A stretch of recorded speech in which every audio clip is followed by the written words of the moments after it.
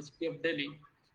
On behalf of Speaking from Margin, would like to extend a very warm welcome to all of you to today's academic lecture series. Speaking for Margin is an academic platform and student collective that facilitates engagement between research scholars, socio-political activists, students, and, and students with contemporary social science debate. It makes an effort to strengthen scholarly unity in support of social justice in higher education. We make use of this platform to foster fraternity among academics who come from different marginalized backgrounds. In our previous sessions, we received overwhelming responses from academic community and beyond. Our past speakers who supported this initiative includes Professor Kancha Laya, Professor Rajiv Bhargav, Professor Nivedita Menon, Professor Neera Chandok, Professor Zoya Hassan, Professor N. Sukumar, Professor Nandini Sundar, Professor Minaketan Behra, Professor Satish Deshpande, Professor Narseen Chaudhary, Dr. Rahul Verma, Professor Sudha Pai, Professor Sundar Sarukai, among others. Today's discussion is based upon a recently published article by Sujatha Surepally entitled Gaddar, a cultural revolutionary in the struggle for social transformation. Before handing it over to the speakers, I would like to say a few words about the theme of the discussion today. So, G. Vishal Rao, who is also known as Gaddar, is a great poet and an agent of social transformation. How would you introduce a person who left his name to become something else? Not a name, not a person, but a movement, a body of song, an embodiment of resistance. A cultural phenomenon that engulfed an entire generation, like a fire engulfing a forest. It engulfed the body of and map of the nation. He wrote the songs on the heartbeat of the people. Till his death, his heart kept beating for his people. He once said, "Many times I see the youth who join me on my call and songs. I feel responsible for their deaths. And I feel the pain of the mother. I am the mother." When he used to sing a song called Vandanalu Bidalu, which roughly translates into what we call becoming a mother. It was difficult to say if he is not the mother who keeps waiting for her dead and disappeared children. Through Gaddar, we can observe how the Indian literature has been turned ups and down due to the rise of Dalit poetry and music. It has critiqued and pointed the biases in Indian literature toward the hitherto marginalized communities. Not only that, the entire meaning of the word aesthetics, which is used widely across the Indian subcontinent, has been changed. Dalit literary movements rejects the conventional and predominant understanding of the word aesthetics. Unlike the mainstream, the Indian literary studies, we find that the tone and language of the Dalit poetry is direct, unfiltered, and hard-hitting. Pain and suffering are the foundations of the aesthetics of the Dalit literature. The Dalit literature has an objective to empower and mobilize the downtrodden. Dalit poetry has challenged the different forms of dominance and discrimination in the existing society. So today, to engage and understand more on the contributions of Gaddar, today we have two distinguished scholars with us, Professor Sujatha Surepally and Professor N. Sukumar. Dr. Sujatha Surepally is a professor and dean at the Faculty of Social Sciences, Satavahana University, Telangana. She has been teaching sociology for over 20 years, and she has written articles on caste, gender, anti-Polavaram Dam movement, Telangana movement, and Adivasis, etc. She has published 10 books in both English and Telugu and writes regularly with Telugu dailies. She edits a quarterly magazine, namely Desi Disa, and YouTube channel. She is also an editorial member of an online international academic journal called Journal of People Studies. She has attended several human rights training and workshops. She had training with UNHCR, Geneva, New York on minority rights and human rights. Now, Professor N. Sukumar, who will be our discussant today for this session, teaches political science at the University of Delhi. We all have been quite excited of seeing him engage in the discussion over his two recently published books by Routledge. First, entitled Caste Discrimination and Exclusion in Indian Universities, A Critical Reflection, and the second one, The Journey of Caste in India, Voices from Margins, co-authored with Paul D'Souza. Professor N. Sukumar's area of interest ranges from Indian political thought, Ambedkar and Dalit Bahujan studies to human rights and social exclusions. At present, he is working around Dalit citizenship and anti-caste utopias. So now I would like to I would like to invite Professor N. Sukumar to lead the discussion. Thank you. Over to you.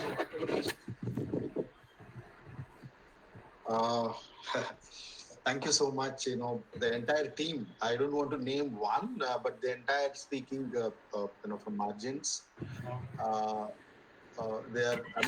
You people are doing very interesting, interventions for the past couple of years. I think, if I'm not wrong, because this initiative has been started and it is playing a very significant role in academic discourse. So acknowledging that, thank you, the team who asked me to be part of it.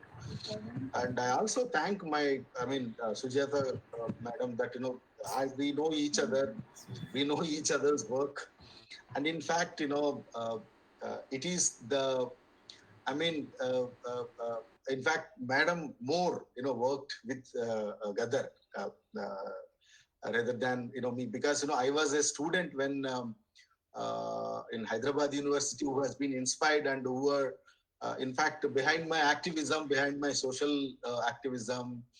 Gaddar is one of the personality who initiated, who, in fact, we are all the generation of that, movement. So as a student, I know Gaddar very well, and we used to be in front, line, benchers whenever Gaddar used to come and speak, and whenever he used to sing songs, and his entire life is a big inspiration for generations like me, and of course, madam worked more. She's in fact, that's what I thought first. Let me, as a student, as a revolutionary Gaddar, when he joined back into the mainstream, people's movements, rather than being within the underground. The movement which he played a very significant role. So first time I met Gaddar in a very plain clothes, and I didn't recognize him in my supervisor's room. The way when he came, and I asked him, "May I know who are you?" So he said, he didn't say anything. He just laughed. So that was my first, meeting with Gaddar before he came into the limelight. Into the, people's, movement. Leaving from the underground movement. So a lot of memories to share about, the Gaddar's, contribution towards to different social movements, like not only the underground movement which he led, he played a very significant role in People's War movement, but generations like us, we got influenced by his cultural activism, not only cultural activism, but also the entire social activism which he led. I don't want to take much more time. Probably I'll come back with my certain observations which I made. I also read Madam's piece. She has published in EPW. I'll come back with my own observations and Madam's intervention.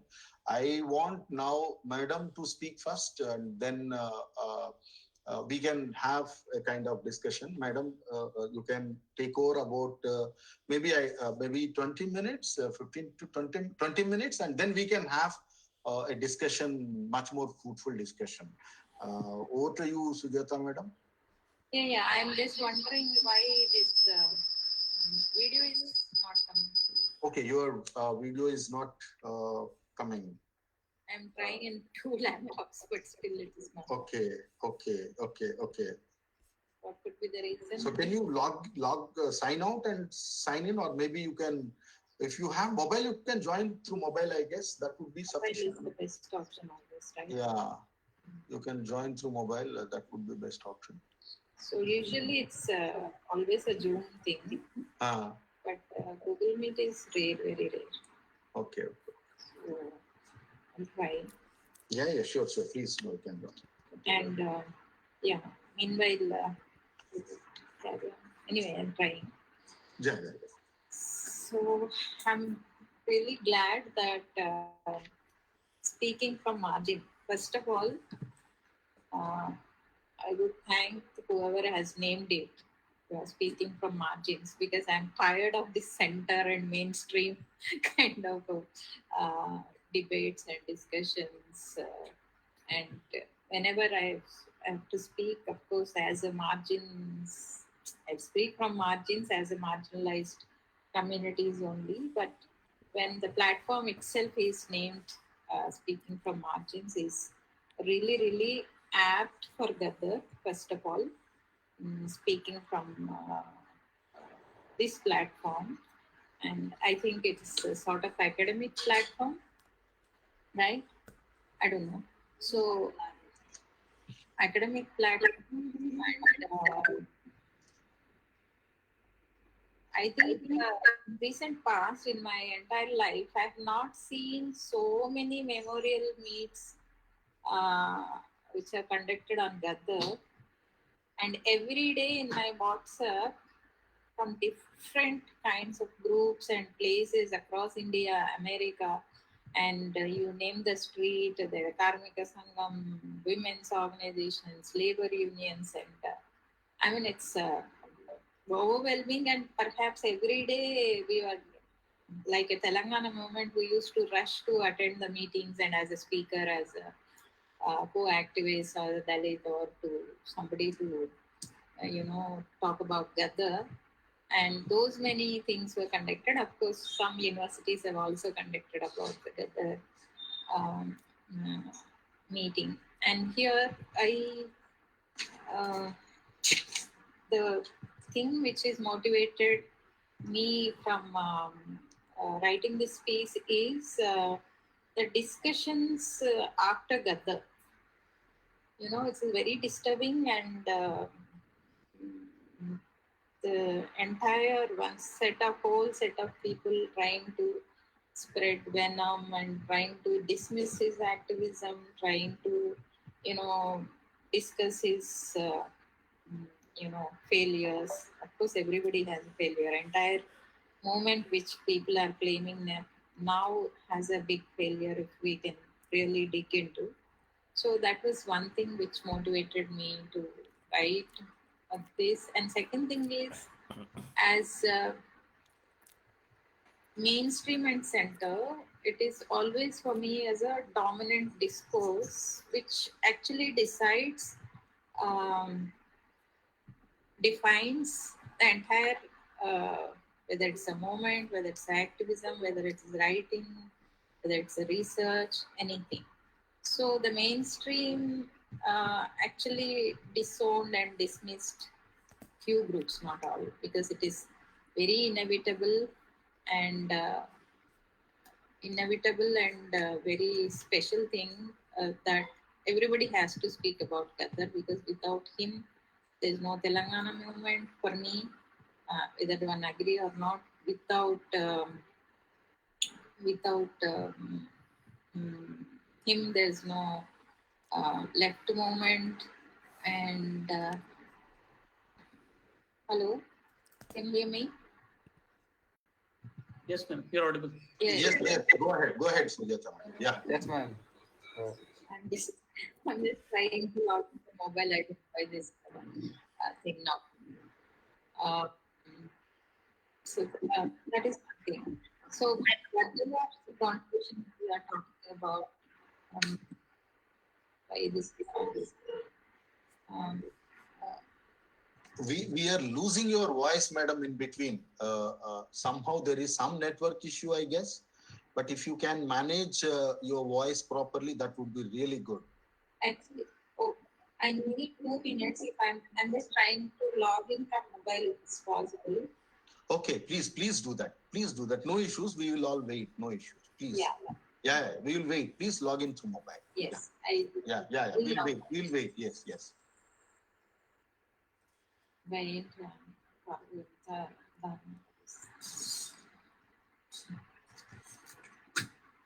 Mobile launches.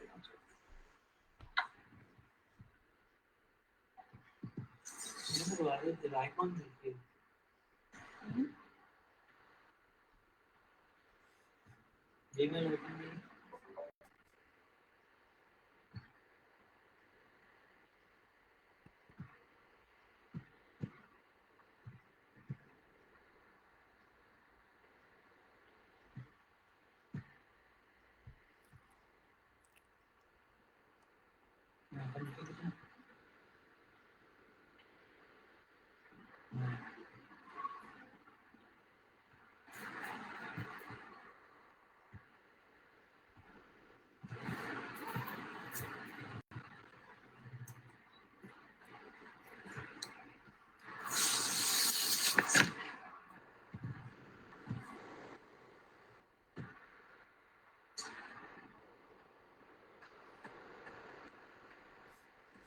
అది open చేయాలి నాకు ఇంట్లో open చేసి open అయిందా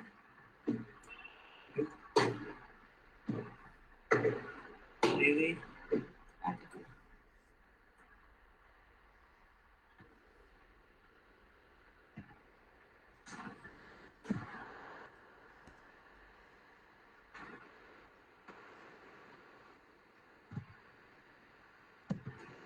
ఇటు పెట్టుకో.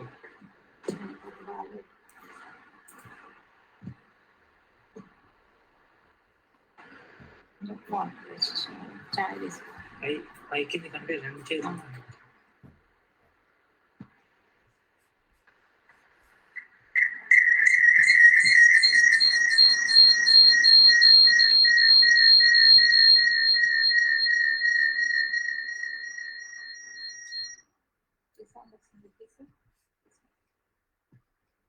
అవునండి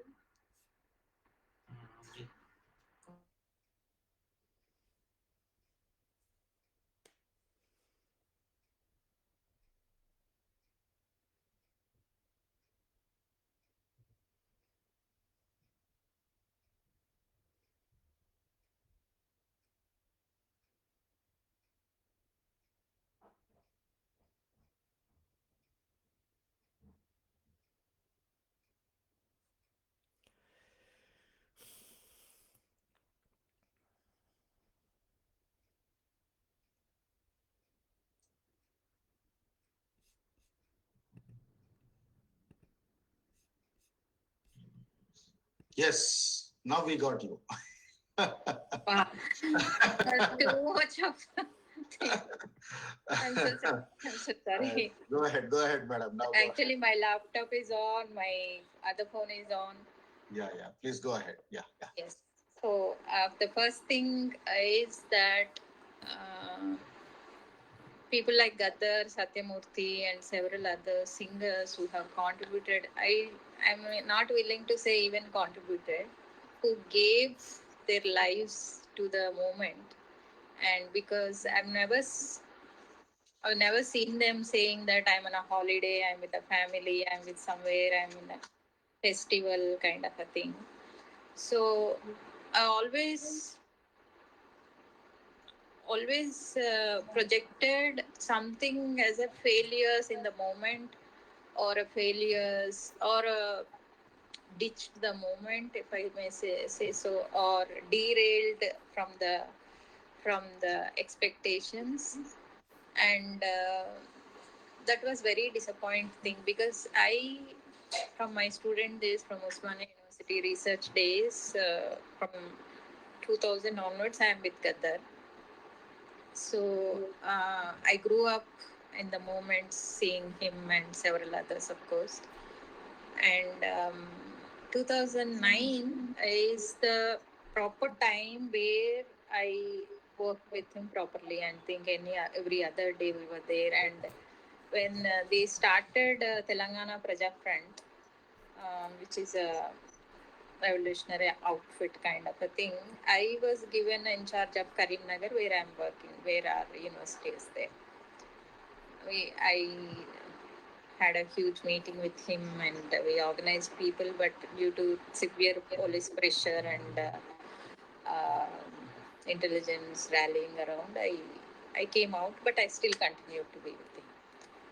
So the point is that when I could see, because I don't know how many of you know who Sambasivarao garu. is also other person which we suppose this speaking from margins should take up him also, because most of the time we as academicians, we as people sitting in the big universities and research knowledge hubs, we forget the contributions from the people who are not from the academics, probably who are not into the in touch with these people. If but Gaddar has limit, and people are happy to see only as a singer, only as an artist, and for some point of time where with whom he is still with the party, or he continued with the party, but after the 2010 onwards, he says that his own words, he said that when Telangana Praja Front, he proposed one section of the Telangana Praja Front can go to the mainstream electoral politics. He was kicked out of the forum. That was what he said in one of his interviews. So, himself, he said that he never left the ballot and bullet thing. If we, Kanshiram always used to say that ballot or a bullet. When he says that party left me, but I didn't leave the party, because if you see the all colors of things he wears, there's a red and there is a blue and there is all colors like Samatha Buddhist things till the end. His last wish also to have a red flag on his body was his last wish. Anyway, this is one part. How do we look at Gaddar is the thing. I speak from activist point of view and from the academics, and also how do these so-called mainstream and the center, if we call ourselves as a margin, center people look Dalit and Dalit contribution, whether you are in academics or an artist or in any form, um, however great contribution you had, will look into the more flaws than their contribution. If you have read my article piece in the EPW, the first thing was everybody has, I mean, when you are in the activism or in the any experimental thing, when you are even, it's a human being thing that one can't live for everybody's expectations, and there may be failures. We have to accept, but that should not dismiss entire contribution of a person. That was the first argument I want to propose. And second thing, if one particular ideology and the party is a greater than the human beings, and I have a problem. Because if the Telangana movement, before that Telangana, he spoke about Dorala Telangana, landlords and a vetti and bonded labor, everything. And I'll give you one example. In one of the memorial meetings I was attending, there was two men who were lorry drivers. They came to the thing. Surprising thing was they were the full-time activists. They never saw Gaddar. And I was surprised. They used to listen Gaddar's songs in Telangana when these public jeeps, if you are aware of in the villages, big van kind of thing, and jeeps will take. And one of those jeeps were playing the Gaddar song, Dorenduro Vade Peekudendro kind of a song. And this man, one of the boy was working as a bonded labor in one of Dora's near Nalgonda, Dora's field. He was singing that song. For singing that song, he was brutally tortured and killed by the Dora. And that killing actually motivated at least 10 villages near and around, people who, became big gangs kind of a groups, and they organized, and he was listing all the names of the villages from where Doras flew to Hyderabad and elsewhere. That kind of a movement happened by listening one of the Gaddar's song. So this was, they never saw him. They said whenever they want to go, they cannot go because it's a Gaddar always. They told me that he used to discourage people joining him in the process, in the big rallies because people may arrest. There may be firing and all. So that was the one thing. So what is the tradition we have is I got motivated because I read some literature. I met him, I got influenced. These were the traditional things what we hear. But Gaddar's contribution through his literature and the songs and the great literature that I think one has to, now people are translating into English and all that, reaching to the layman, reaching to the illiterates, the capitalism. Even today, if I sit in the, sorry to say, if I sit in a big intellectual class, I don't understand much as I understand from Gaddar or some songs or some Satyamurtis or whatever. So that is the contribution that a revolution cannot survive by itself, cannot survive your great intellectual talks. Maybe one few academics like us or students can get into the, but to motivate lakhs of people, crores of people to get into their shoes and singing from their own languages, it is very important. And Gaddar's contribution to from the armed struggle to Telangana struggle to caste struggle to feminist struggles, we have to look from their perspective and his own songs. And it's not just song, oh, so very beautiful song as a Mukesh song and Lata Mangeshkar song. No, it is the one which really motivates people to get into the action, probably action research songs kind of a thing. So that great contribution was just when dismissed, number one. When I was rushing to Karimnagar to Hyderabad after the news spreading into the TV and all, there is a big debate uh, where should be cremated and who should cremate or whatever. By then, government already announced. That became another point of discussion. See, Gaddar's thing was done by that government, so he was a bourgeois kind of how we blamed Ambedkar, right? So bourgeois politics, he went to parties. That's why government has taken it. I immediately wrote on Facebook or somewhere. Then at least government has immediately responded. What were we doing? So-called whoever is questioning or critiquing or asking you could have come as a group of delegation or a contribution कि हम करते हैं वो we will do. And I don't know, whoever has seen that last day procession, if it is not by the government, it would have been very difficult to handle the crowd. And I was like documenting from the last before night to next day. The first time I saw a group of women who are municipal workers forming into a group and singing about Gaddar, like Batkama songs, how we sing. Na?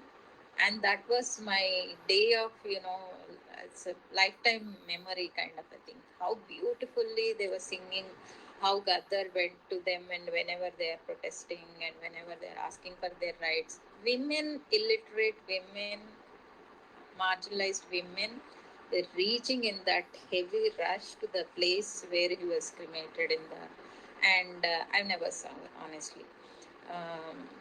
And those, one of the groups were women, and there are number of groups singing his songs in the procession. So what does it convey to us is he is everybody's man. Generally, we know that left is typically you have left circle and a right is typically you have a right circle. But there you could see the people coming, walking from different backgrounds. Whether you are a student, whether you are a municipal worker, whether you are an intellectual, a teacher, a politician, whoever it is. So, and I'm glad that we are all glad that there is a personality lived in our times, and at least we heard and we are hearing. And it is very difficult to be survive in, first of all, with a bullet in so many years. And there was a joke, Sukumar, if you'd help me to, if I fail to convey in English. I used to say there's a one government gave me in 1 bullets or 4 bullets. ఆడు ఒకటే goal ఇచ్చిండు నాకు, కానీ నేను ఇన్ని గుప్పడు దోసుడు గోళీలు తింటున్నా అప్పటి నుంచి was dialogue. So you can translate and tell him. So that means he had a bullet, and that led to multiple illnesses in his body. Like his liver has a problem, with the heart was a problem because of that one bullet, and he's eating so many bullet is goli, what you think, from that day. And he and his contribution till his death, I think you have heard his song in the ICU where he wrote, and he was perhaps the first or last, I don't know, the one who wrote song on himself, and he sang about song when and he was sick because he was with the Padayatra in Khammam with Batti Vikramarka, and even the last days he was on the ground, he was singing for the people, he was talking about the people's rights. Idi ochindi Dorala Telangana, we had a Dorala Telangana, not the people's Telangana. And he always said that Telangana had 2 Telanganas. One is for the Doralu and the people of privilege, and one is for the Prajaswamika Telangana, the democratic Telangana that I am working, he said. He always said, and he sang post Telangana how it should be, and Nidlu Nidulu Niyamakalu is water, employment, and the funds, what he was talking about all through. And the first point is, let us not reduce him to the singer and just a singer. Second thing is his contribution to be researched in multi levels. If I'm a person from a radical left ideology, that I should not end up reading Marx Mao literature, but I should continue that who took these ideologies to the people and who motivated people to come into the struggle, living their own lives. In Telangana, if you go around anywhere and you see all the martyrs statues, in some villages you have dozens of these rock statues, the red flags and all. So that is there is again a criticism, he led people to thousands of people to come into the armed revolution, and he was talking about the thing. But my question is, why do people want to come into the movements, come into the revolutionary or Ambedkar movement or any movement to have their rights, to break all the possible dominant structures, and they want freedom. That is what I can choose where I have to go. But you fail to reach us, you fail to reach us. That's why people turn to revolution, to Ambedkarism, right? Ambedkarism is purely talks about the democratic values, human rights, and based in the constitution is the principle. And how can that be wrong? I still don't understand even today. So people immediately here in Telangana, as a customary thing, traditional thing, practice, you are a left or right. You are a left or a right. You are Ambedkaris, you are obviously right. Okay, because these electoral politics are dirty. Electoral politics, you failed. See, politics and the mechanism must have failed, but the politics cannot fail by the virtue of thing. Anyway, that second thing is that Gaddar, if you have seen, and some articles have come that about the women, about the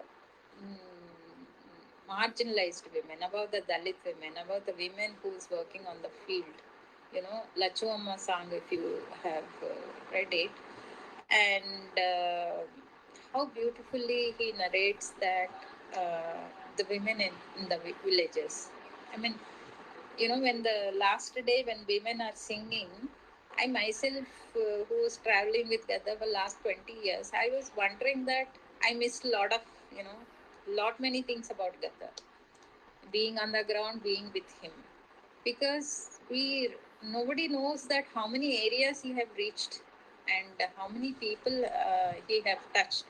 And it is very greatest contribution that instilling confidence among the marginalized people, people in unorganized sector, and people who do not have a lot of network, and uniting them and making them to speak about their rights. And that too from women, the Dalits and the Adivasis and the unemployed and the students. And this is what the greatest contribution that we have to recognize. And the Dalit rights, Gaddar himself in many interviews said, and because I am a Dalit, I am discriminated. Because I am a Dalit, I am questioned. I am, in 360-degree lens, I am monitored, I am watched. He said that. And it won't happen to any other privileged section, because every step of every dialogue of yours, every, sometimes if today, if I have to go to a minister and talk about the rights of the people or teachers, I have to go there. And me going to a minister, that you can't blame ki we are working through the government, we are believing in the KCR or Chandrababu Naidu or whoever it is. So people do not do not identify with the margin, forget about the perspective of the top down, but you have to work from the marginalized. That's why I also highlighted one point. He was discriminated because of with Dalit, he must have said that. But I would say he could reach lakhs of people because he's a Dalit. His own background has, because you come from that untouchable background, discriminated background, and a rural background, his own background gives to see the broader perspective than the people coming from the, this cocoons kind of a thing. So, if Gaddar would not have come from that background, I don't think we will have today this meeting. A nice 5-star hotel with 3 memorial meetings, and there is a lecture will be arranged, and that finishes the thing. I don't undermine any others, but my other problem is ki egg or hen kind of a thing, because of a party, because he identified with the party, he was a great singer. If there would not have been a party and there is no singer, there is no Gaddar, there is no Satyamurthy, I have a problem with this as well, because it should be other way around. If you ask me, it should be other way around. How many people will really understand what Marx and Maoism is to do with the grassroots villages or anything to do with capitalism, what people even today they say in many meetings. In many meetings, people say ki only because of that particular song, I understood what is capitalism. I understood what is happening with the globalization. What is happening with the globalization? America Ochindu, there is a song, right? So that is very, very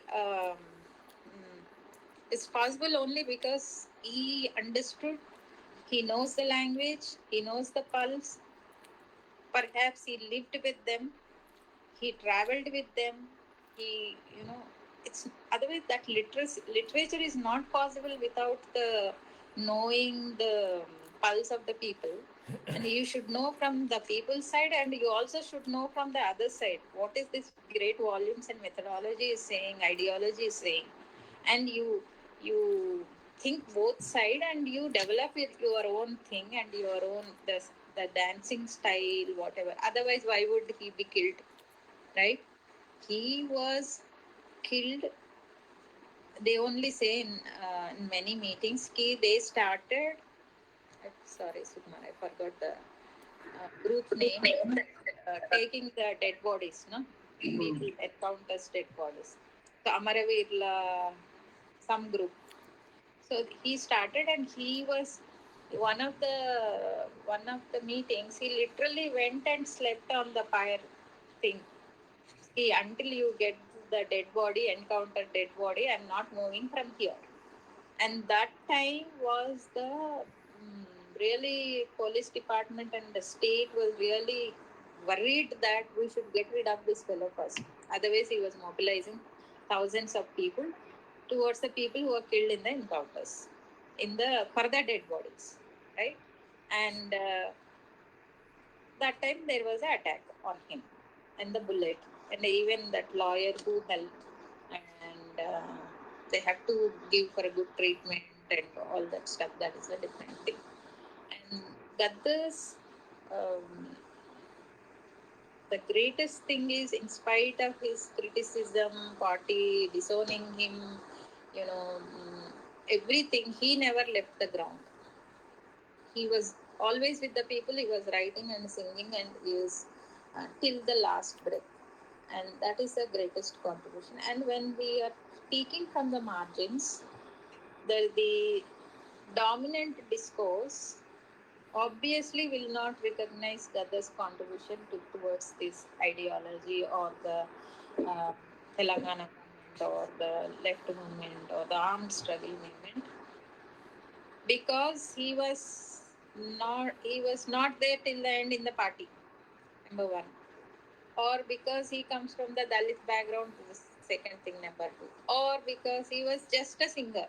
There are many other singers, so we will confine him to the singing thing or an artist. But for us, from this meeting or from the people who come from the margins or who understand the struggles, there were several people on the ground today who I may not know or you may not know, or they were not into the discourse or they are not into the deliberations, because they were just like a Kalapuri Prasad, you can see, or Rohit Vemla, you can see that. Why we are targeted? First thing, we are targeted because we are the change makers and we are talking about the dominant structures and we want to dismantle those structures. So if dismantling those structures comes from a Dalit background or comes from any other, if somebody talks about Kalakuri Prasad, he consumes alcohol or he was addicted and all that. I say that what is his personal habits to do with your contribution to the society? There, and it only happens to our communities. That is the main problem. And people with the cigars, there will be posters and there will be Mahakavis and Yuga Purush and all that stuff will happen. And here, one small minute thing also counts, and that not only counts, that overshadows one's own personality and the own lives which were given to the parties. And for us, from Maharashtra, we have great singers, and let us deeply research into the lives of those greatest souls. And I may be a great writer, but I can't be a singer, right? Singing not for the sake of singing, but singing for bringing the consciousness, awareness, fighting for the rights of the people is something that has to be added in the research. Otherwise, singing is like Balasubramanian or any other great Jayasudas singing will do. That is not what we are talking about the Gaddar. And what is that post Gaddar? He was saying that there is a book is coming with all his songs. And there are 2-3 people researched on him, on his life. But for us, there's a lot more to do. The other point is the dominant discourse.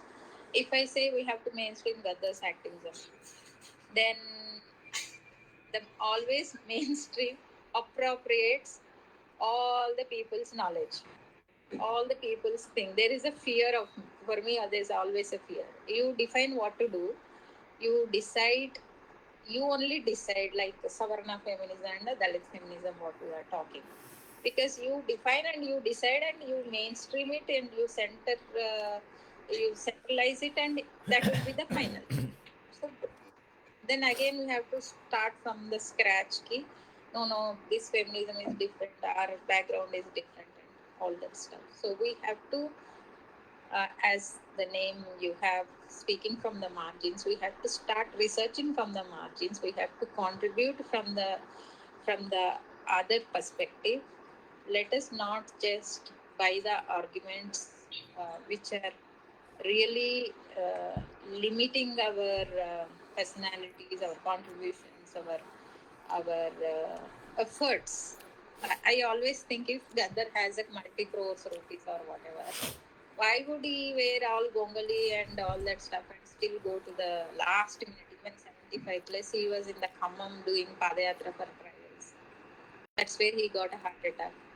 He would have happily sit in the AC room and, writing the volumes and poetries. Na? He has a great poetic skills and great literary skills. And even that Sahityam literature, we have to really research, and how beautiful, how great words he really connects. One can really cry, one can really take the arms and get into the movement. One can, go into the rallies, and that kind of inspiration is possible only because he's a Gaddar and he comes from this background. I don't know, there may be other, I have not seen. And he has seen both Ambedkarism and the left and Buddhist, because he understood. I always said ki in one ideology, one moment, and one particular people got stuck, honestly. But there is always the river should flow, right? If you are not flowing, and it's stale. So Gaddar is the one who is going with the times and passing through the different moments, and he is really looking, okay, if it's not working this, let me try this. If it is not this, let me get into this. And that is, I think, one has to do, and he did. He might have, it's a life, he must have failures or he must have done mistakes, but that still be okay. And not justifying, but that possibility should not succumb his entire life and contributions. I don't know if there are any questions I'll answer. Madam, what I'll do, I think, thank you so much. Should I take 5 minutes and then we can have some discussion? Okay, that's fine. Vidyang, Yes. Madam, that's fine. See, that's very wonderful, sharing your experience. And perhaps our generation, there is a range of 2 to 3 generations that whom Gaddar inspired into different kind of paths. Like, some contemporaries, they literally went into the movement, underground movement, and they lost life. And of course, so therefore, some came into the constitutional framework of the struggle, like democratic, struggles, where we all, know that, and to name many, there are many academicians that this generation academicians, they have, somewhere or other, either directly involved with Gaddar or informally involved with Gaddar. Also, there are different kind of, where these generations have been part of different social movements. So that is where, Gaddar needs to be placed.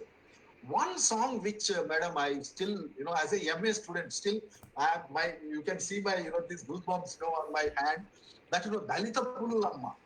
Like, that was the Karam Chedu incident that happened when 91, we just entered 1985 Karam Chedu, then Chundur happened. I forgot 967, yeah. So, Chundur happens, and then we were as young MA students.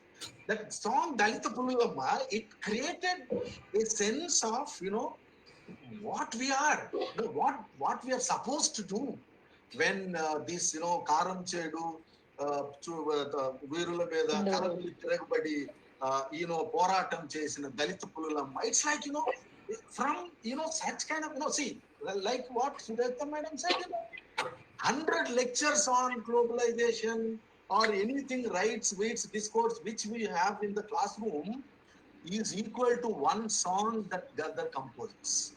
One song enough to explain the idea of exploitation in the context of caste, class, gender, intersectionality, whatnot. So, somewhere that, this kind of, he knows that, how to Connect. People's language. Yeah, connect. Exactly, the people's language, on the spot, something happens. If somebody asks from the amidst the audience, Anna, brother, how do you see this problem? Immediately he used to pick up a line, a lyric, and he used to sing. That kind of, he's an amazing personality. Not only just as a cultural activist, we have seen many cultural activists who make money, who makes all kinds of, careers. But Gaddar has his own kind of, passionate kind of, that it is nothing but a kind of, it's an art. It's a gift towards to the revolutionary cultural politics, democratic constitutional politics, one can say. Then, so therefore, as I started, the generation of scholars, and they're all products. In fact, Sujatha Madam, in fact, she's more into grassroots after coming to Delhi. I don't know how long, how many movements I have participated, but it's a kind of this generation who opted for social justice. I mean, Gaddar, the different, phases of Gaddar. If you look into, as a young Gaddar, if you see a handsome personality, I was looking, when he passed away, Outlook people called me and said, "Sir, 2 घंटे में एक arbitrary लिख के भेज दीजिए." I said, I was thinking that what to write. You can't write anything within 2 hours about, Gaddar. And, our as a student, our activism and everything. Anyway, so Gaddar is nothing but the sacrifice, or he sacrificed his life for liberty, rights, whatnot, dignity. Dignity of, the most marginalized, the most vulnerable, I'm putting it in a very, sense that, how the most marginalized women who is to get exploited by the landlords. Okay, so in the entire Doralu, that, these, the Doras are all the landlords, the way how they used to exploit the marginalized groups and women, his songs, at times you feel very emotional, you feel that emotion. And his emotions, you can connect yourself that what is happening at the grassroots. Okay, from his underground left Maoist movement till the Telangana movement, his one point agenda was, if I'm not wrong, there are many issues, but land. Land is one important thing which he was continuously fighting. Of course, land, how important it plays in the hands of the marginal groups, if you get as a resource. So therefore, that's a very important thing. And, there was nothing as, it's not touched by Gaddar. See, broadly we see Gaddar as, okay, he spoke about, exploitation, caste, or, discrimination, but there are things, in fact, Sujatha Madam's paper, it talks about rights, Adivasi, environment. He wonderfully, he talks about forest, he thinks about forest, he thinks about water, he thinks about land, the smell of the land, the rain and, the soil, how he connects that with the people's lives, the movement.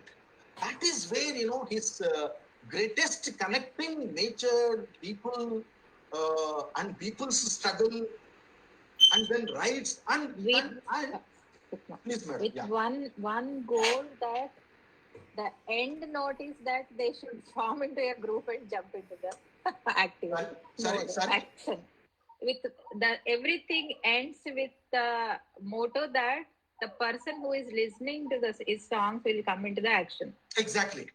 Therefore, He ends there. Yeah. Exactly. So, environment, conservation, anti-globalization, and number. So there is nothing as not touched by that. Okay. In fact, his last song, that's what, Madam was also mentioning. He was hinting that, what kind of Telangana, what we aspire for, or what kind of society that we aspire for, and what need to be done. So a couple of 2 points, and then maybe, Madam, I have some few things that, maybe we can, I can ask, and then maybe, others can come in. One of, as you in your write-up, you said, one of the key aspects of Gaddar's plays was their ability to install a sense of agency in the audience. This is the crux. Who am I? If you attend his meetings, immediately as a woman, you question that who am I? As a Dalit, you question who am I? What am I? Who am I? As a Adivasi. So I say it is not easy to convince this different groups, different identities with one particular song, one particular speech, or even a dance. His rhythm, the body rhythm, his songs, and the way he moves is something.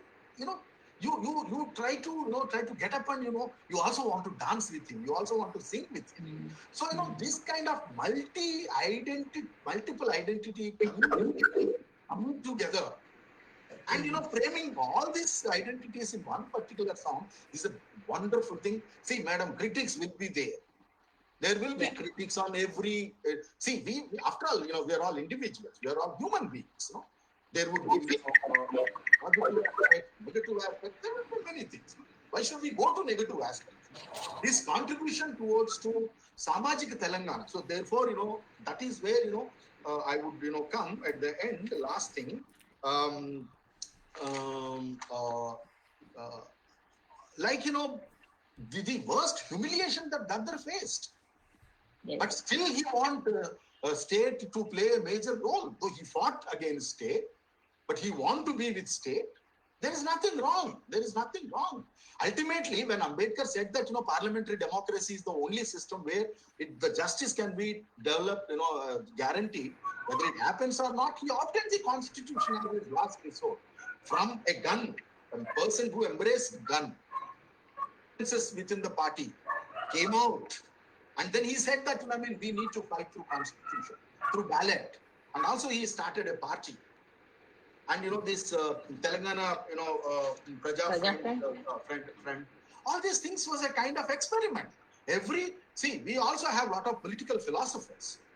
Therefore, I would like to bring, Gaddar is not just an artist, human rights activist, or environmental activist, or a feminist, or his songs generated philosophy.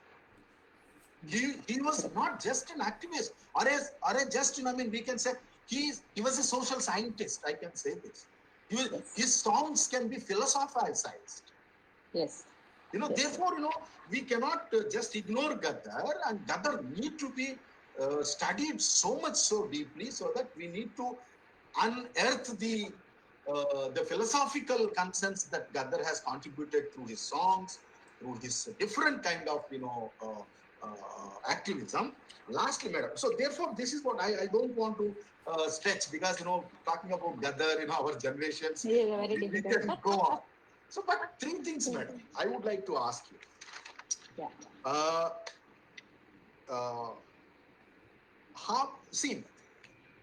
One thing, what made, you work very closely. I have seen you on the dais with Gaddar, and Yes. How do you see Gaddar's last wish, the Samajik Telangana, or the land struggle, and we are seeing what we are witnessing, this 10 years, political regime, which has came in promise of the Samajika Telangana, has not done anything.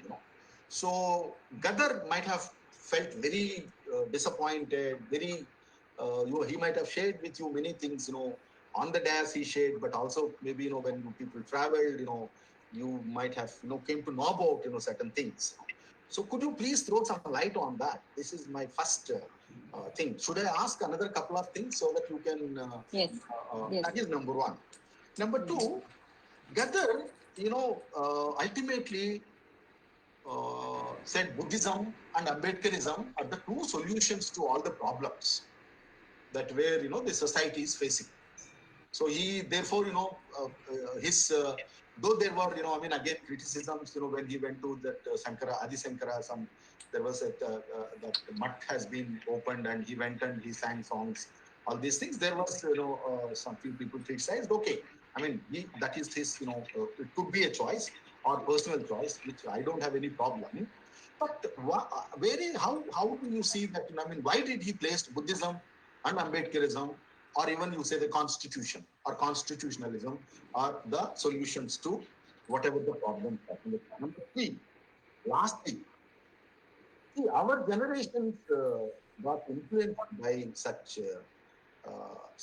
I would like to say such philosophers. I don't want to really name him as just an activist. A person who shapes generations. See, all these young boys, research scholars who are sitting in this room, I mean, today in this online room, they're all PhD scholars. Probably they might have read something, but, we don't have, such kind of, personalities amidst us.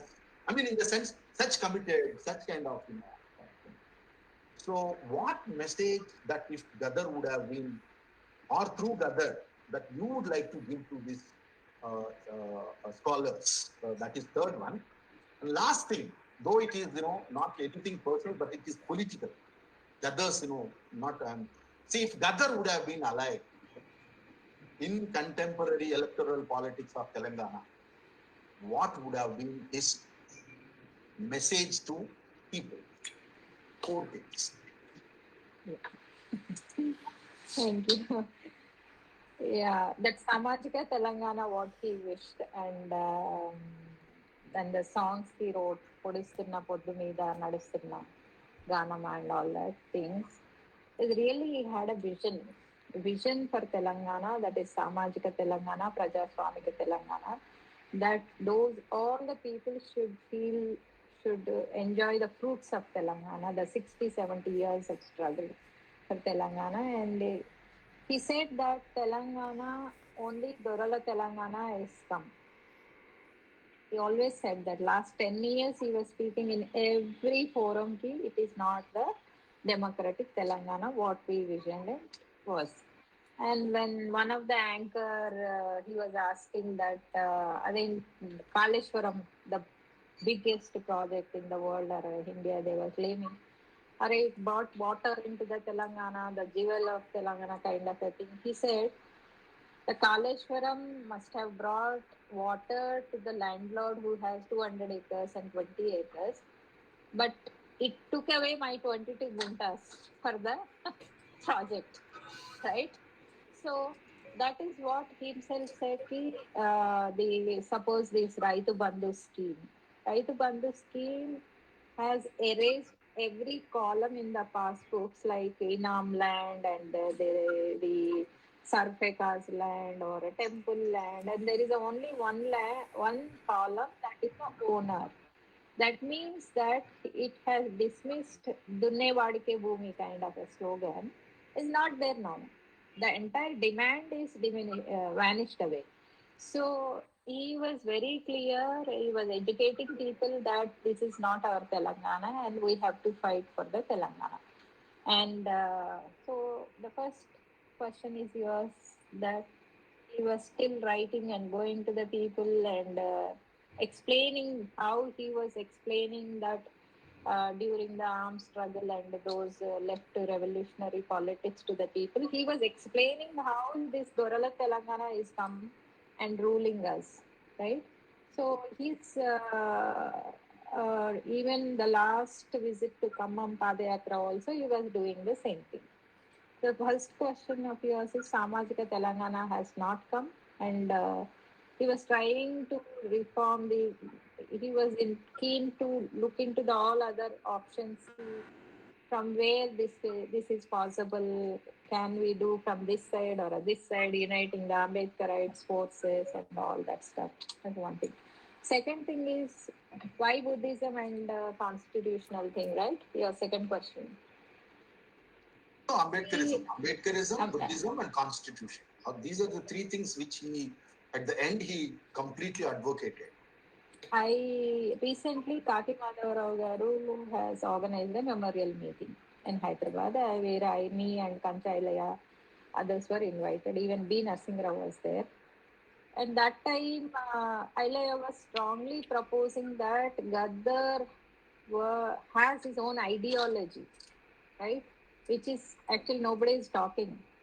Gaddar spoke about even scavengers, the shit with what people do not want to like. He wrote a song on that. He wrote a song on broomstick. He wrote everything. He has an ideology which has to be discussed, what he said. And second interesting thing is the Karamchedu movement, Kancha Ailaya said, I was thrown out of the party because Kamma Doralu was, I was mentioning about the Kamma as a caste name, and which party doesn't want that caste name. So I and Sambasivara was thrown out of the party. And immediately Narsingh Rao says, Dalita Pululamma song, and there was all Kamma Doralu, all that. We let Gaddar to sing whatever he wants. Got my point? We let him to do what he wants. And there's other Panchayana was thrown out of the party. That time I understood from his starting, he was thinking that we gave a lot of freedom to Gaddar. But from margins, if I see this, they need Gaddar to establish their party in the Karamchedu struggle.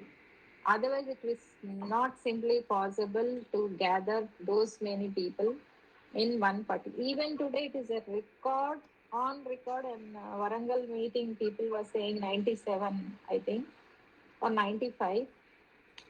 People used to pull the chains, the railway, all trains, pull the chains and stop and for his one of his meeting, and 7 lakhs or 8 lakhs of people, I think, was record number of people for just because of that song. I don't know, I forgot. So anyway, the second point is that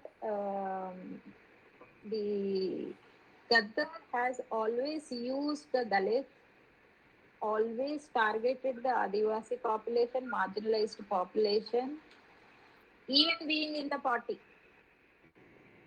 which the party doesn't acknowledge Ambedkar and the caste as a name or identity. But we should see and listen his songs and understand that maybe I may not have a tag that I am an advocate for a Dalit rights. Because probably you and me, we are representing academics and institutions. We do several other things, but we don't claim many things, right? So for Gaddar was never out of his roots for me. But he was projected only, he was disowned by the party because he was talking about the caste. But he was always talking about the caste. That means that in my article also I wrote, in his own family, his father was an Ambedkarite. It's not something that it has come middle of his life, right? He said that Kummadi Vittal Rao, my teacher did not write Rao next to my name because Rao, Kammalaki, Redlaki should be there. Why should a Mala Madiga should have a Rao? So Vittal was my name, was written by the teacher. So his roots of his Ambedkarism, identifying his caste background, are there from the family background. It's not come from the middle.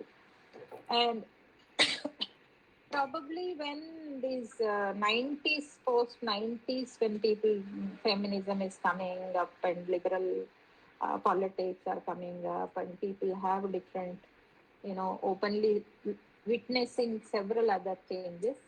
Perhaps Gaddar was openly talking about the Ambedkarism, Buddhism, and uh, what else one can do. When you're the party which, why do I get into any political party or any ideology without addressing my problem, right?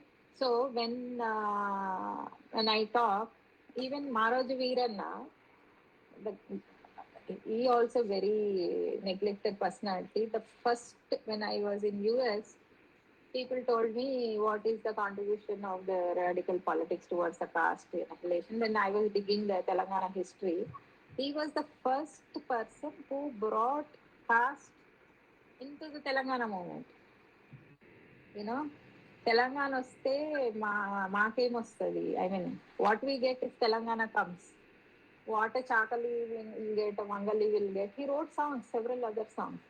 So that history is denied, because denied, as I said before, the mainstream dominant discourse define things, and they put the framework for us, where and when and what I should speak, Gaddar should speak, and you should speak, and we listen to them. So for the Ambedkarite Dalit and parliamentarian thing, Gaddar was not away from the caste politics, the consciousness of the marginalist. Maybe he was not allowed to do what, Narsingra was saying. Once Gaddar asked him, can you go to your field, entire that Alwal region, Medak thing, Rangareddy district, with a dapu, playing as a Madiga with a song. He asked Narsingh Rao, and he went and did, it seems. So it is not a difficult, it's very difficult, but he said that he was always asking us to do things which Dalits used to do, even in the cultural troops, Jananate Mandali, all that things. So Gaddar was, I think, all the people who are conscious about the backgrounds and the marginality, they explicitly or the other way down, they will follow the Ambedkarism. For me, those who follow the Ambedkarism obviously will talk about Buddhism.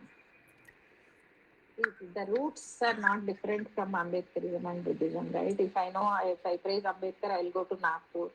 And what is the Nagpur is about? What is the converting into the Buddhism, the day conversion is all about, and why Ambedkar was influenced. So Gaddar is saying that whoever believes in human values, obviously Gaddar, he was looking into the Ambedkar and Buddhism and the parliamentary politics as the way out, or the end goal, perhaps, to achieve the rights, right? I think the third one is the our generation was shaped up, right? What See, is that? our generation has been more got influenced by such kind of people, and where we hardly find such kind of personalities now, though there might be some one or two left. But what message do you give to the present generation? Because see, I'm worried about the present generation and their political beings. We all It's worried, political and yeah. social beings. So therefore, what message do you like to give to these all young scholars? See, we should not forget the roots. Gaddar always used to tell that. So speaking from the margin, as a rightly, they should be the tagline for our approach towards life, is that let us not get away from the ground where we are. You talk politics, you look the world from this ground, from this where you are, then only you will understand the total. And see, Gaddar's perhaps his personality has a more reach.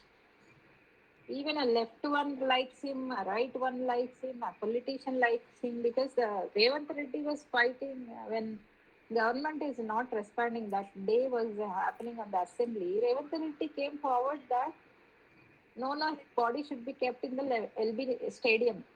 because there will be lot many people. Who is Revanth Reddy and Gaddar? But he understood the contributions of Gaddar, right?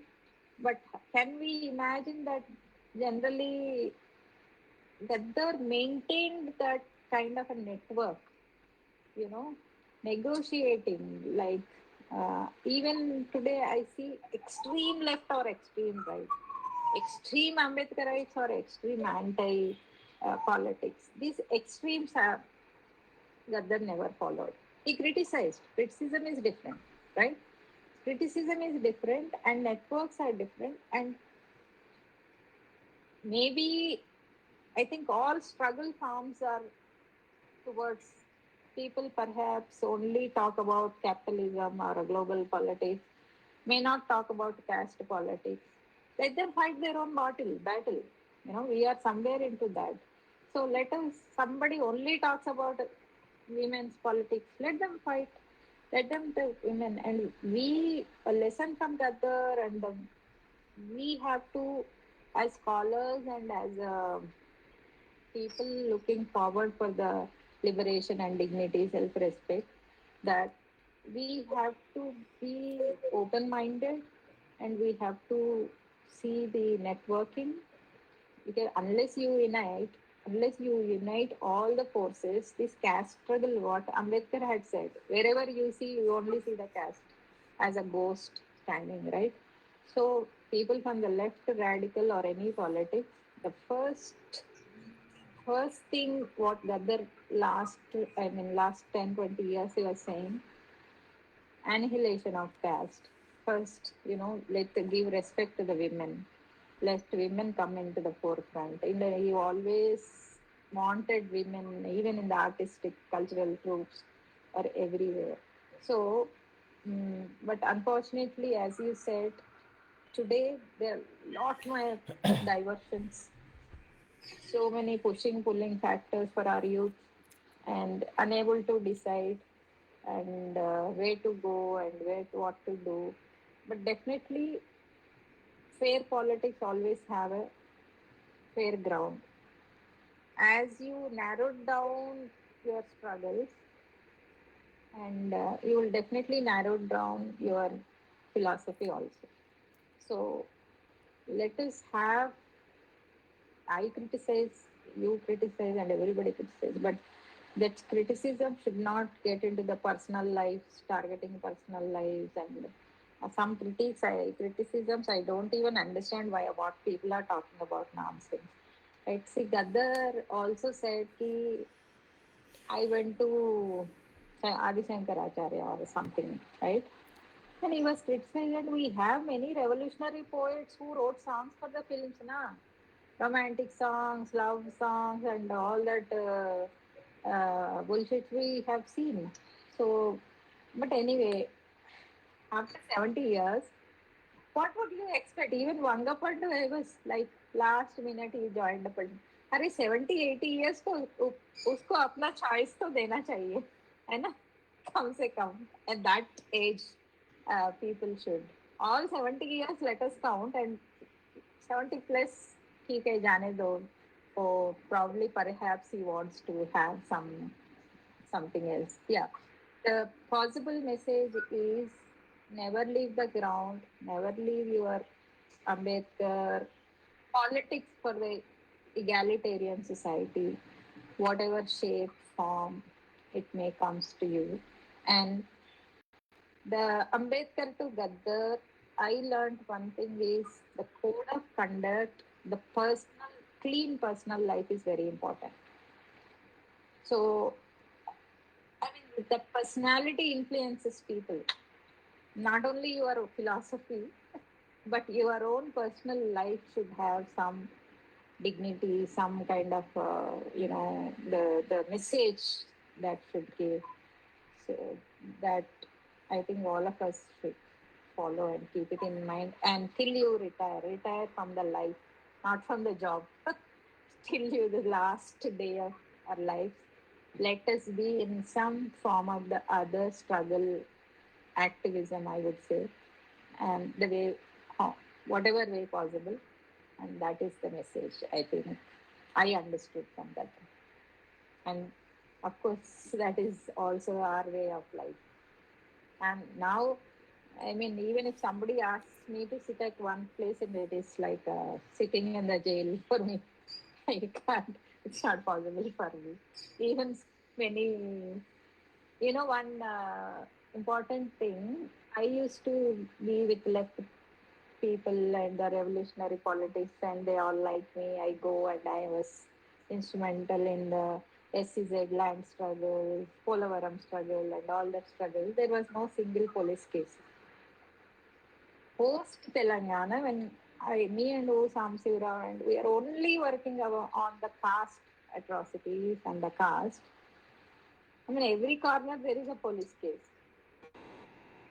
And that means I always tell people, so caste is more powerful than your armed struggle, right?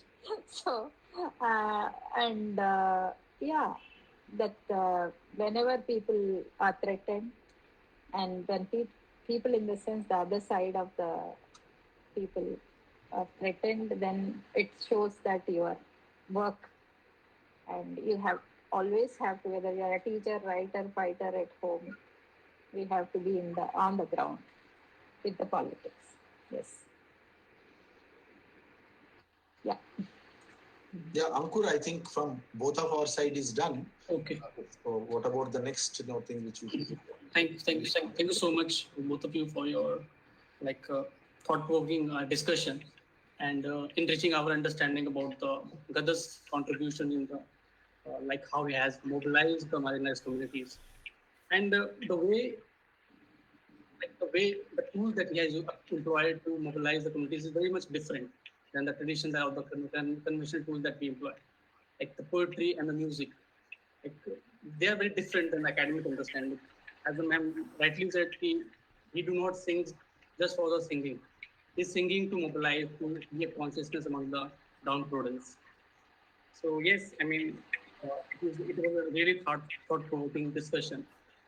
Now I would like to open the floor for discussion. If anyone has some question, that they can ask questions to our speakers. Yeah, so Ganesh, Dagoria, yeah, please go ahead. Yeah, first of all, I would like to thank both of the speaker actually, and this talk actually really affect me in sense. And since I'm working on the theorizing of the anger in everyday Dalit resistance, it helped me out to make sense how to theorize actually.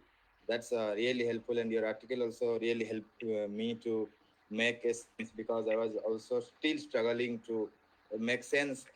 Since we are in the disciplinary boundary, that there is some academic structure limiting us to do research actually. But this kind of article provides us a new way of looking at the different nuances of the societies and the social structure. So I have not like that questions, but I have some kind of commentary that when you are talking about this, when we are struggling between this academic sphere as an activism, when we bringing this song, poetry, and all these things.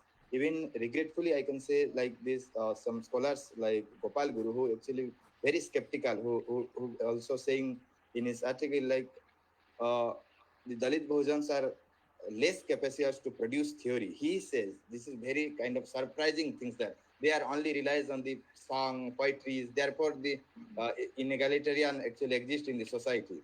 But another contradiction and surprising is that when a person's coming to particular background, Professor Sudipta Kaviraj, when he acknowledged that the Indian political theory should be theorized through the literature, then he accepting and saying that it's time to disagree with my own words. But initially he was criticizing this way of doing academic activism, academic. So this is the brilliant point that you have brought here, and also provided us a new way of looking at. Also, in my work, I am also trying to use songs, slogans to measure and gauge the anger in politics, actually. So I would like to know more about what are these kind of new way of methodology that still the social sciences actually facing. How can we counter? Though we are most of the time are getting much more like Professor Sukumar's one article, that living as a concept, that is also published in EPW, which provide us some sense, but it has not been that much popularized in the academic discourse. So what methodological way out that you would like to talk out, that I would like to know. Thank you so much. For Sukumar or me? See, what Gopal Guru said is from the center point of view, perhaps mainstream point of view, because theories are produced from the center, not from the margins so far. So, and who decides that? That is the problem now. Who decides that this is the correct theory? This is this theory, that theory, and all. And I think we, from the margins, if we see that the research gives us an open platform to produce anything, right? Produce and theorize things.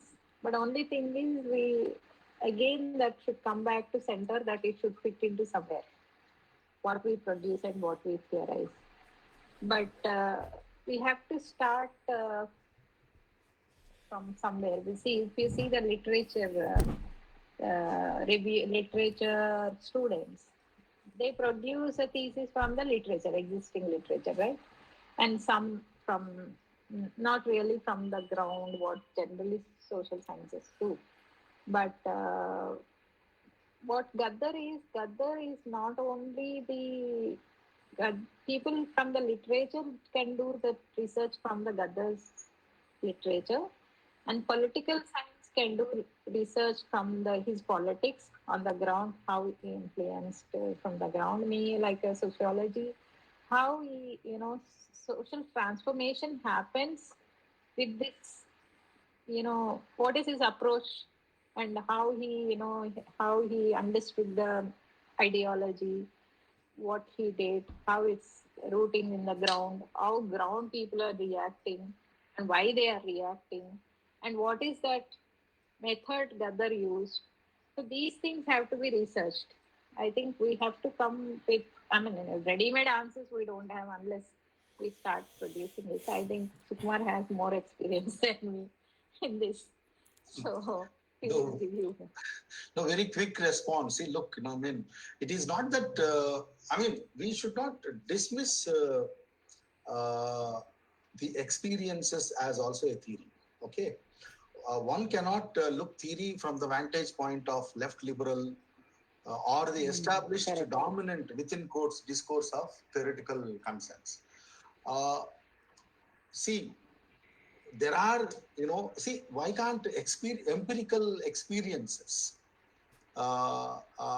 becomes, the theoretical consensus. So, empirical experiences, see, therefore now the contemporary, generations, who are attempting to deconstruct the dominant discourse of theories and saying that, look, theory is margins is a theory, and we decides the theory. Okay, so therefore let us not get into Gopal Guru's trap or someone else's trap. Though I have respect for Guru and his scholarship, but his vantage point, as rightly Professor Sujatha Madam said, that very centrist take, and also left liberal perspective. Well, okay, he has his own kind of theoretical understanding of caste, humiliation, whatever it may be.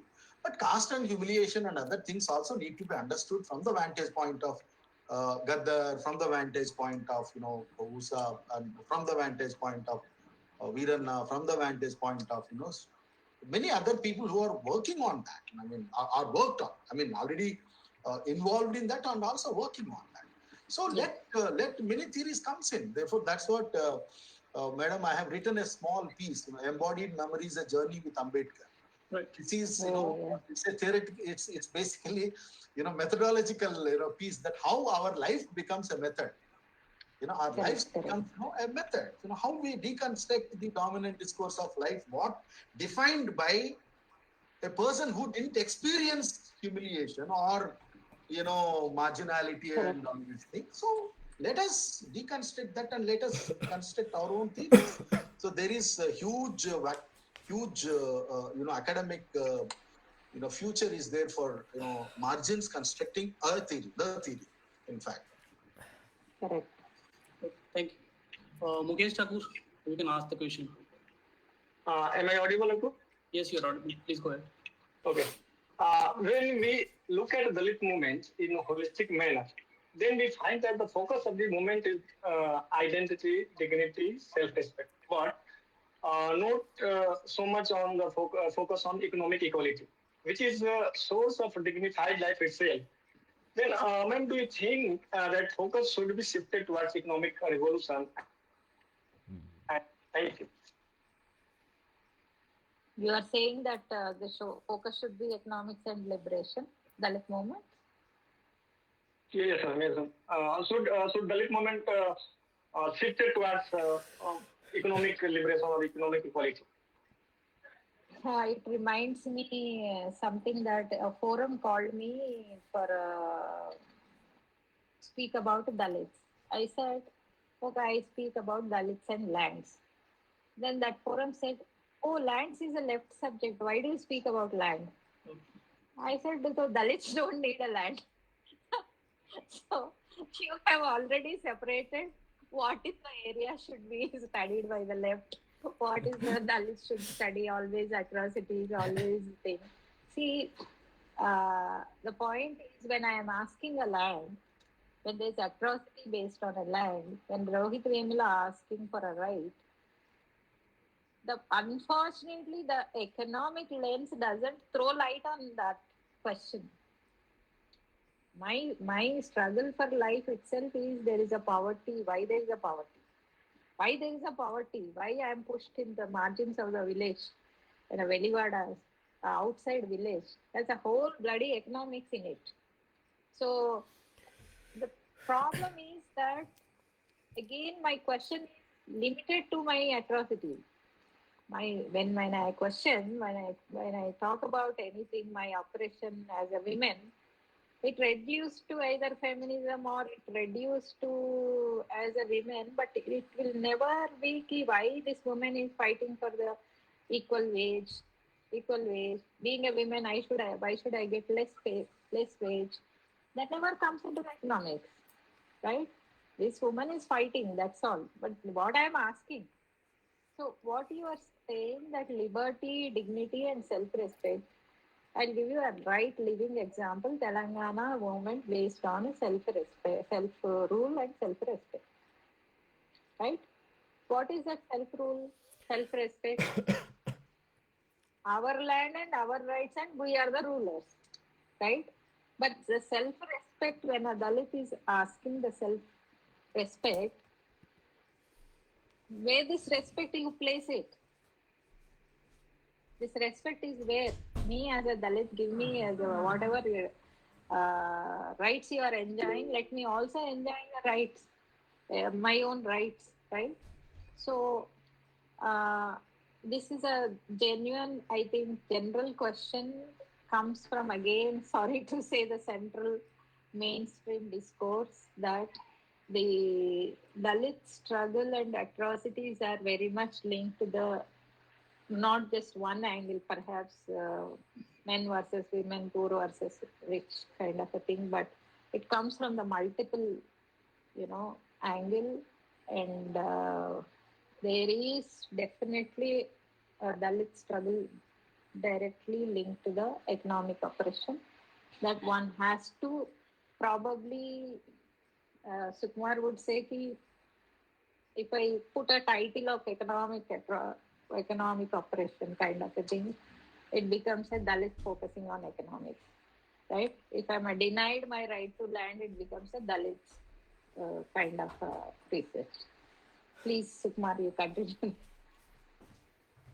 Nothing much, but one thing which reminds, that, see, Dalit movement from the beginning itself, it is not just focused on only social, issues or equality and some other things. In fact, that social democracy and economic democracy. That both, if there is no economic democracy, social democracy is meaningless. And if there is no social democracy, economic democracy, by just getting economic democracy, I'm a professor, madam is also a professor. But also, at the back, you have that caste, baggage. So therefore, I don't get a house in my town. exactly, so therefore, see, this is what. So therefore, both needs to be go as a complementary rather than if you say that only economic democracy is important, you might get a land, or you might be a professor, or you might be a multimillionaire, but at the end of the day, society will look you as only a Dalit. So how to overcome from that? How do we challenge that? So these things need to be complementary, and it needs, complementary in the sense it should go together as Ambedkar advocated. Not really dividing and looking into the. Yeah. Thank you, Mukesh, for your question. Now, Nitesh Maurya wants to ask one question. Please, Nitesh, you can proceed. Thank you, Ankar. My question is about when we study Dalit movement in a comparative study in North India and South India. In South India, the Dalit movement is more successful, but in North India, we could not get that successful Dalit movement in South India. So, what are the reason behind it? What in North Indian leaders, Dalit leaders, they can understand, they learn from there. What is the success and the failure? According to you? They are mobilizing the people, right moments when they talks about their rights. More people in the moment. You mean more people into the moment. Yeah, in South India, but in North India we did not get that much. Even in North India, the Dalit movement faces crisis. There are fragmentation in the Dalit politics.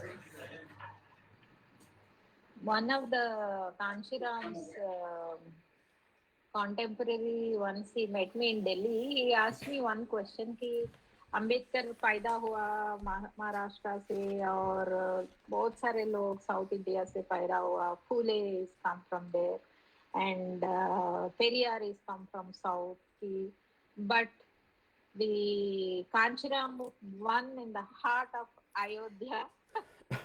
He could play the Bhajan politics there, but he could not win in the south. I was there till that time. I used to feel proud. Even in Telangana movement, people used to tell me ki we have Andhra, our friends. We have Karamchedu, we have Chundur, and in Telangana, you people don't fight for your rights. And we used to tell the other way around ki, अरे हमारा Telangana is very great. हमारे पास कारामचेडू नहीं होता, चुंडूरू नहीं होता, and all that stuff. But actually, in the degrees of comparison, the volume is less or more. Even here today, there is a brutal massacre. But I understand that as much as atrocities not report as in North India, and especially some pockets of Uttar Pradesh and all. North politics are definitely ruled more with the political domination. And definitely in Andhra and Telangana, the conscious level in even in Maharashtra, Tamil Nadu, but say is more. But we could not say success and failure. I don't know, but Sukumar will continue that. See, the basic difference between South and North. See, South and even Western part to some extent, it has a historical. One needs to understand the historical reasons why these spaces have some kind of, or at least some consciousness, because of social movements. So you can have, you see like Periyar, Ambedkar, Phule, many other so Dalit movement for that matter, which adopted, this kind of Dalit idea. Panthers. Dalit Panthers movement, all these things. But why not in North? That's a very interesting, question. See, one thing is lack of social movements in North. Apart political thing which Kanshiram has brought in, which has not really transcended into social movement. Number one. Okay, the leadership has never tried to change this into a social kind of concerns. So Lalu therefore, Yadav and all. Lalu Prasad and all. but completely from in North, there are many other things which you don't have. The mobilizational strategies, mobilization. Sorry, Can you somebody is. who is Somebody is. Just Ganesh, Ganesh, Ganesh, who is this? Apple? can you remove that participant? Yes, yes, I muted him. Go to PC settings.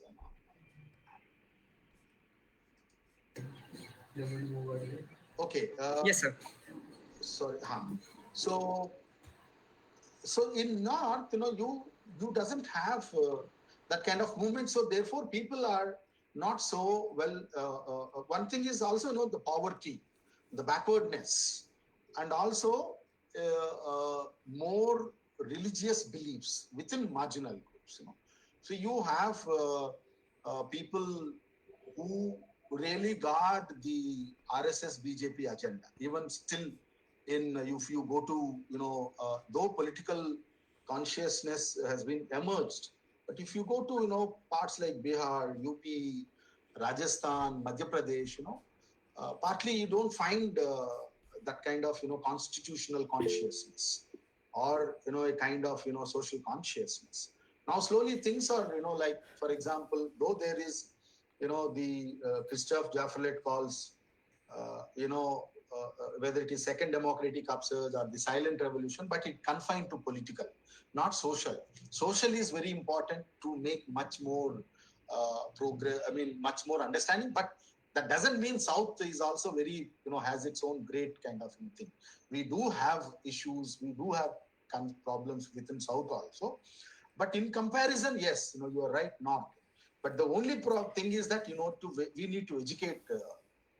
And the educating masses is very important, so that will be a basic fundamental thing to generate consciousness. So education, I see education, a meaningful education is very important. thank you. Thank you. I think, shall we maybe after one question, one or two Yes, questions? after one question, we'll just wind up. Okay, Vidya, please ask a question if you want to. Thank you, Ankur. I'm very thankful to the both panelists for such a very thought-provoking discussion. I have two very fundamental questions, and I would like to begin with Professor Surepally. I mean, this is very dominant tendency among social sciences to theorize the or social movement or particularly a social revolutionary figure in a typical or certain types or canon or categories. But when we closely observe the whole social movement, especially where Gaddar was associated, we cannot put him in one category, like either left movement or Ambedkarite movement or any other social movement.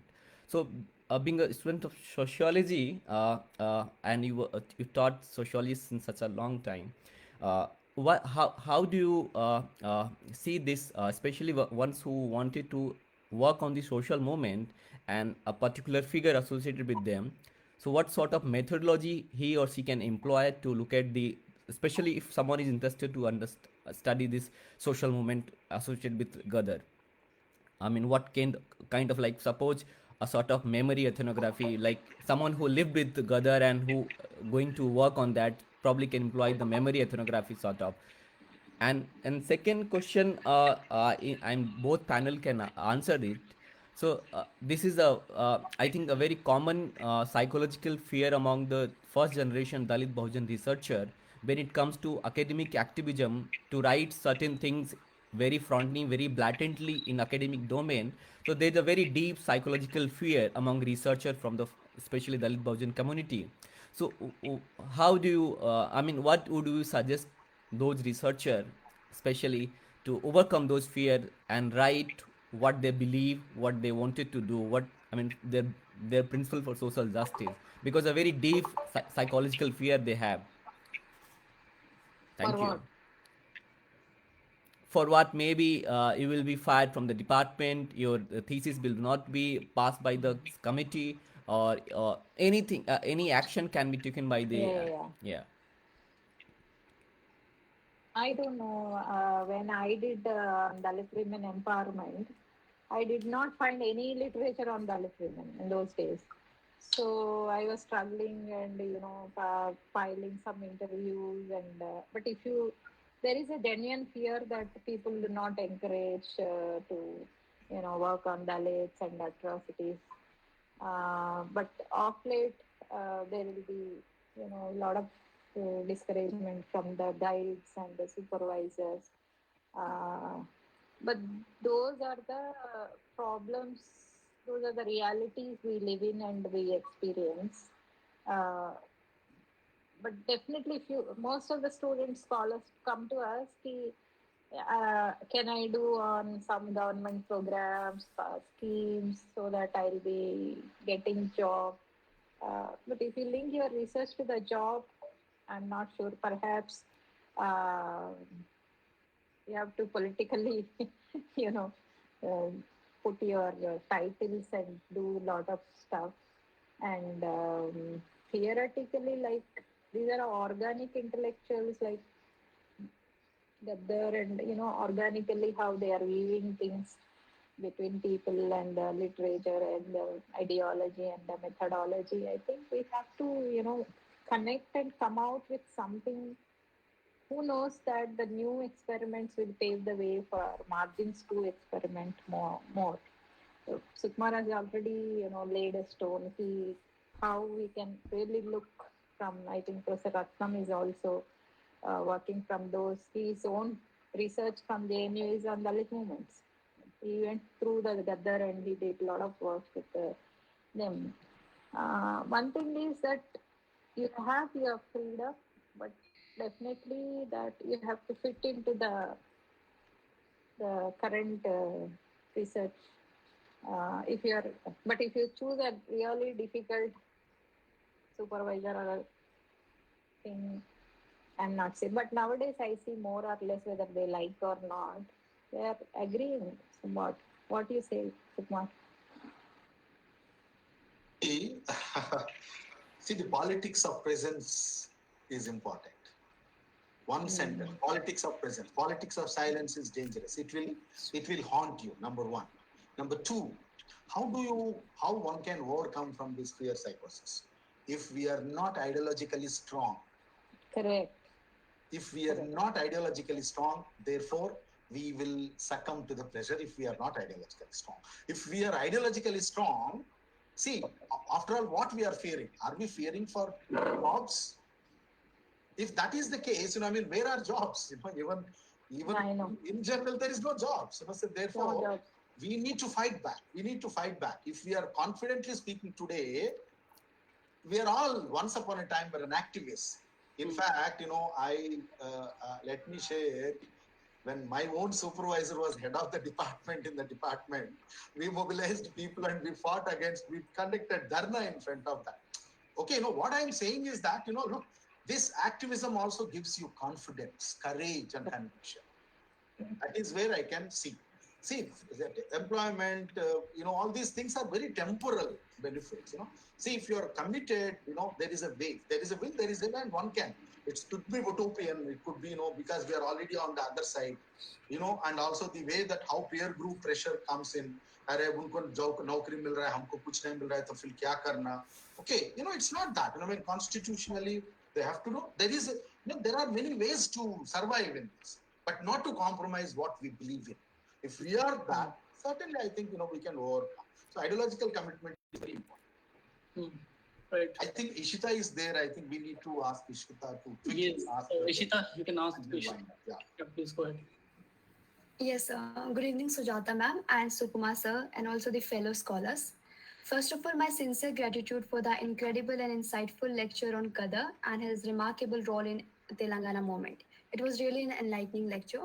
So my question is, looking at the Gaddar's legacy as both as a singer and an activist, how has his contribution influenced the intersection of art and activism in India, like particularly speaking in the context of regional movement?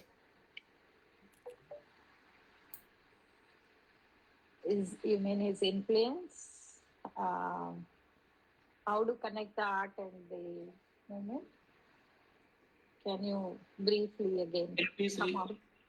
Can you please ask the question again, Ishita? I think she gave her title of research for us.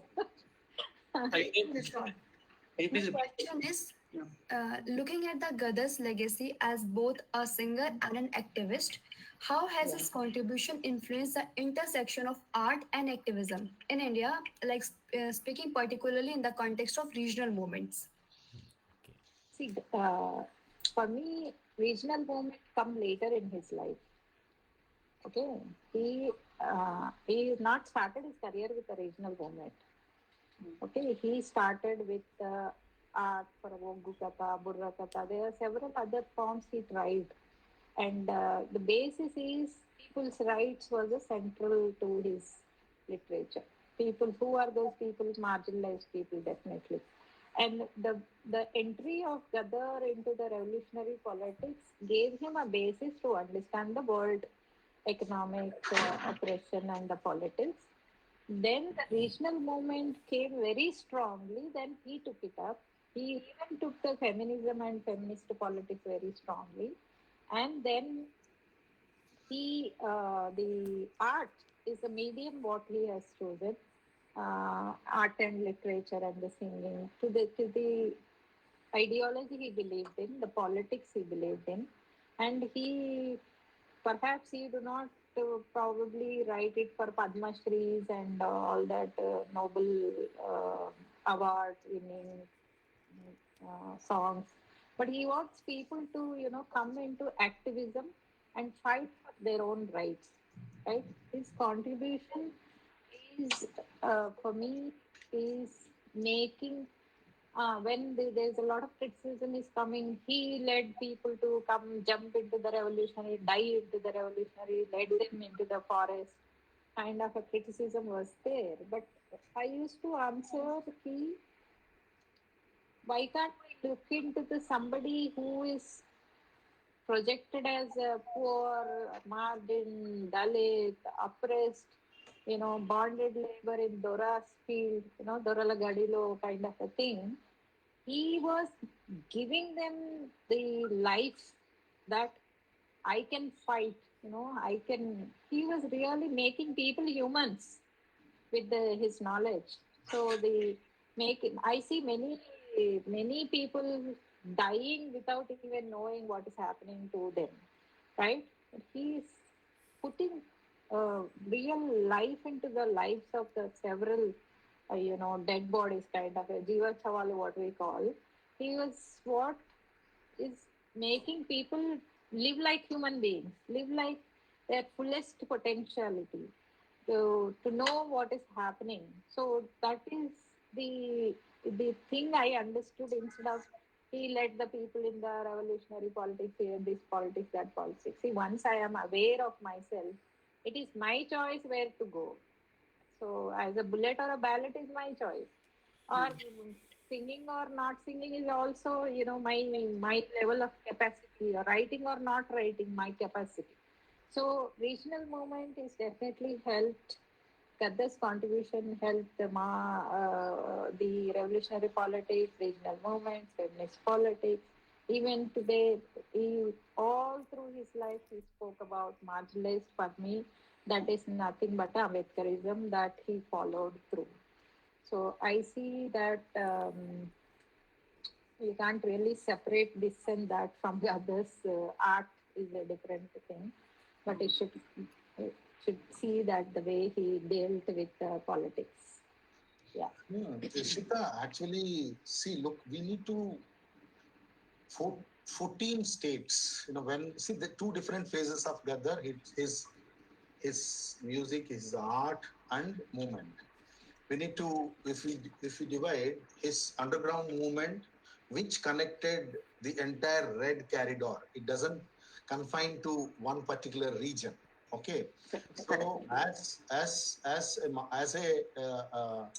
a person who influenced the Marxist revolutionary movement as a part of Maoist movement, he 14, it's like from Bengal to down Andhra, So therefore, that is one phase of Gaddar, who used art and his performance to become to unite people, to unite the regions and to connect the people. That is one. Number two, when he came to overground, when he came to mainstream politics, mainstream activism, he left underground. He had differences with underground people, and then he came out. Then he confined towards to his, though he was talking about the global concerns, but he was particularly talking about a particular region. Okay, so in fact, Gaddar himself is a movement. He's an artist and he's a movement. So therefore, whatever he spoke, whatever the area which he covered, whatever the issues which he touched, it is not that local or regional, but also global. We need to see in a very different angles Gaddar's contribution. If you I think perhaps you might have seen his songs and other things, you can understand his major contribution. Thank you so much. Sure, thank you. Thank you, Ishita. Now, I just want to add one thing, or like ask both the panelists. I was reading once Franz Fanon, and he was saying when you compared the Nigeria, where he was studying the subjects, and one other African country, he found the difference that in Nigeria there was very little presence of literature, literary stuff, like poetries and fictions and all. And on the contrary, in the other parts of Africa, where the people were not feeling that kind of inferiority. They had a kind of stuff like literature and fictions and poetries.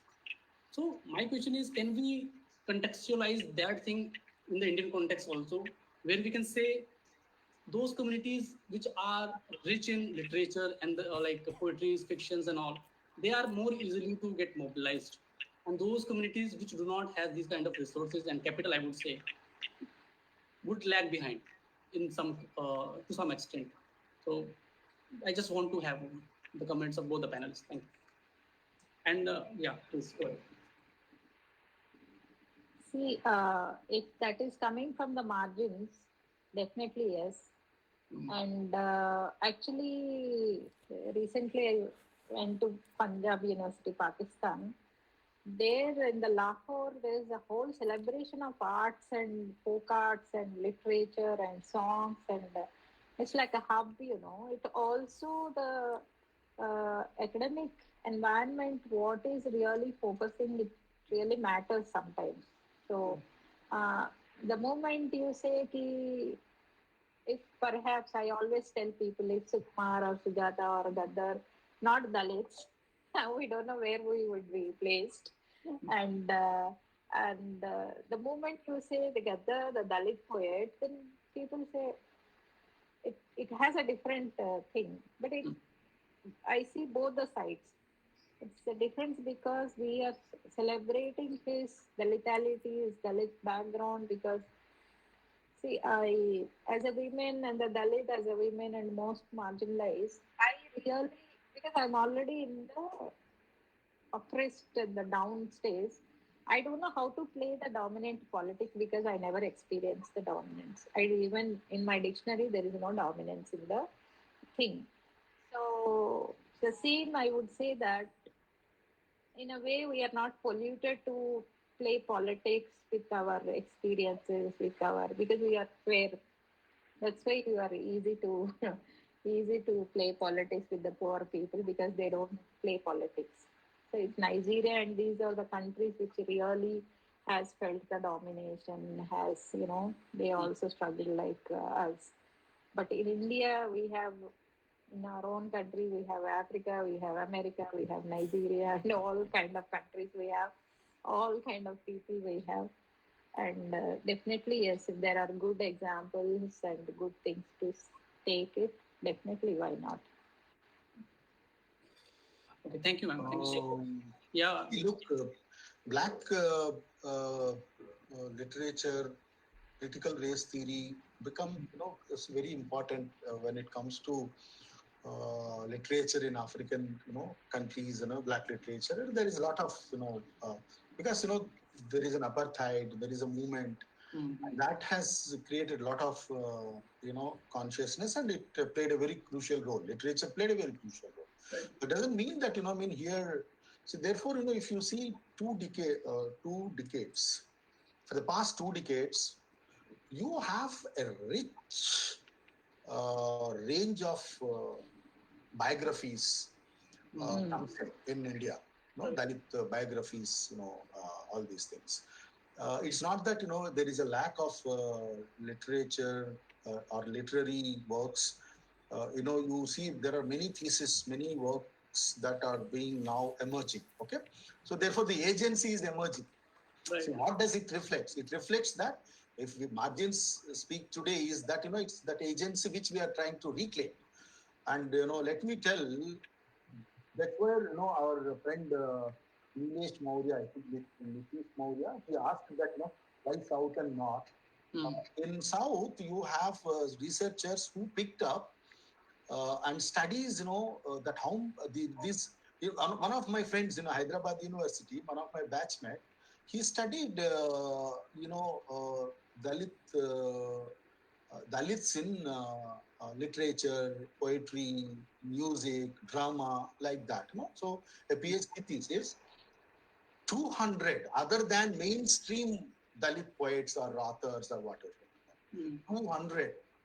So it's like rich resources of literature resources are there, but we need to archive it. We need to map it. We need to preserve them. See, that is where it is lacking, because again, resources, many other things, but we do have rich literature, rich literary, works which can really contribute. Like, for example, Gaddar, one needs to document it, one needs to work more, theorize him, bring him into mainstream. Gaddar doesn't belong to only Telugu states, he belongs to the entire country. He belongs to a topic called globalization. So, how he questioned the ideas of globalization. Right. Therefore, there is rich. The only thing is that we need to get into the field and try to do a proper research. Correct. Thank you so much. Yeah. Thank you so much, everyone. So now I would like to invite Mukesh Thakur to give the vote of thanks. Yeah, please, Mukesh Thakur, over to you. Thank you, Ankur, for excellently moderating the program. And on behalf of the Speaking from Margin, we are very thankful to Professor Sujatha ma'am and Professor N. Sukumar sir for joining us. We are very energetic to listen, both of you, sir and ma'am. We are also thankful to all participants who joined us and made this program successful. Thank you. Thank you so much. Thank you very much. Thank you. Now we can disperse. Bye, madam. Thank you. Bye bye. Thank you, sir. Thank you so much.